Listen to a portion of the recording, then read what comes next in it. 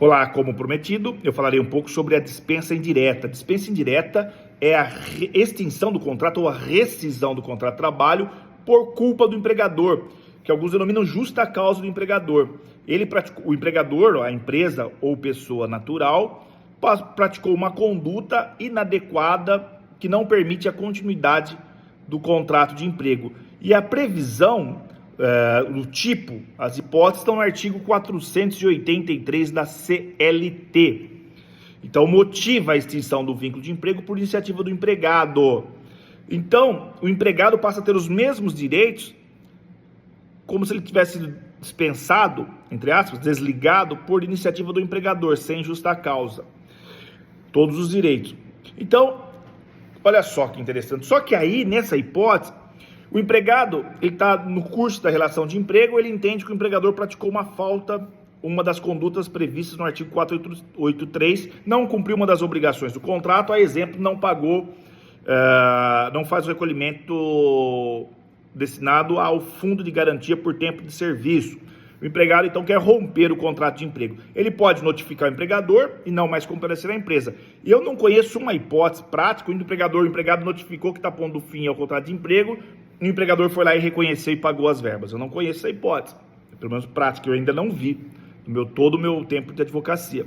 Geralmente, o empregado ele vai à Justiça do Trabalho, alega a falta e o judiciário analisa o caso. Então, como funciona na prática? O cidadão alega que, para o judiciário, conta uma história, que é os fatos e fundamentos jurídicos do pedido, a sua causa de pedir, que, por exemplo, trabalhou numa determinada empresa, ou por uma pessoa natural, pessoa física, teve um vínculo de emprego, iniciou em determinada data, conta os detalhes do contrato, o salário, por exemplo, a função que exercia, e que o empregador praticou determinada conduta. Especifica qual é a conduta, e, em virtude dessa conduta, ele requer que o judiciário reconheça a culpa do empregador para a extinção do contrato e o condene ao pagamento das verbas da extinção do contrato, da resolução do contrato, condenando ao pagamento de todos os direitos, como, por exemplo, o aviso do prévio, os dias trabalhados, saldo de salário, o mês inteiro trabalhado, 13º salário, 13º proporcional, férias proporcionais,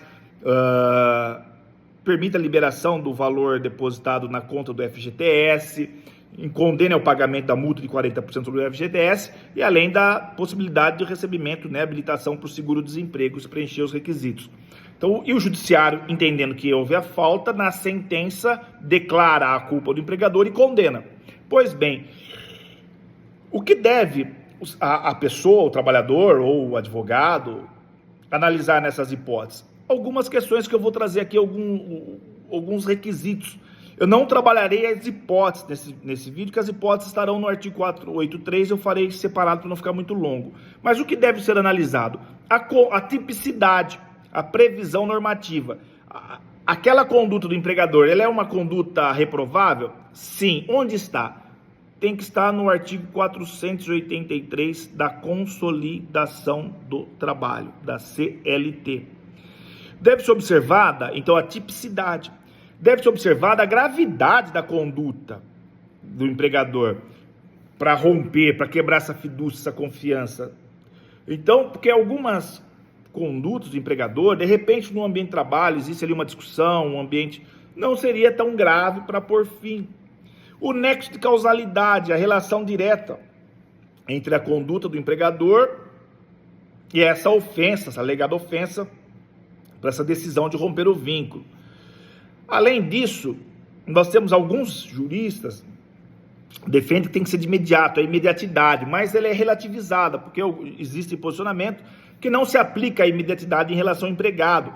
E agora nós temos aqui um posicionamento mais firme, por exemplo, que com referência ao fundo de garantia por tempo de serviço, não há que se falar nessa imediatidade. O empregado sofreu uma ofensa, não haveria que não foi recolhido o dinheiro correspondente na conta do FGTS, e o empregado de imediato não ajuizou a ação para rompimento do vínculo. Então, o posicionamento que tem se consolidado, que predominou agora, é o de que não precisa ser de imediato, que o empregado ficou sabendo. Então, o empregador não depositou, não vem depositando, e ele vai lá e ajuiza a ação depois de 6, 7 meses, 1 ano. Perfeitamente possível, porque está sendo violado um dever que está no artigo 483, salvo engano, da CLT. Não está aberto na CLT. Então, mas essa imediatidade, dependendo do fato, ela deve ser levada em conta. Vamos supor uma discussão no ambiente de trabalho. E o empregado recebe ali ele acha que foi ofendido, mas ele vai para a justiça depois de 1 ano, em tese ele perdoou aquela conduta. Então, é possível discutirmos a possibilidade da discussão do perdão tácito por parte também do empregado em relação ao empregador. Trago aqui também a questão da proporcionalidade, porque a conduta do empregador, é importante a gente analisar essa conduta do empregador, se ela é, como eu já disse, uma conduta forte para pôr fim ao contrato. De repente, alguns pequenos descumprimentos ou meras divergências na gestão não autorizam por si só a extinção, a rescisão indireta, a dispensa indireta, tem que ser uma conduta mais grave, uma violação a uma norma. E com referência ao empregador, a análise é em abstrato, não é em concreto. Você não vai levar em consideração a conduta pessoal, a subjetividade do empregador. Vai observar o seguinte: ele descumpriu a norma, qual é a regra que está no 483, aplica-se ponto. Mas o empregador não vai ser analisado como eu já disse, com referência ao empregado, o caso inconcreto. Não, com referência ao empregador é em abstrato.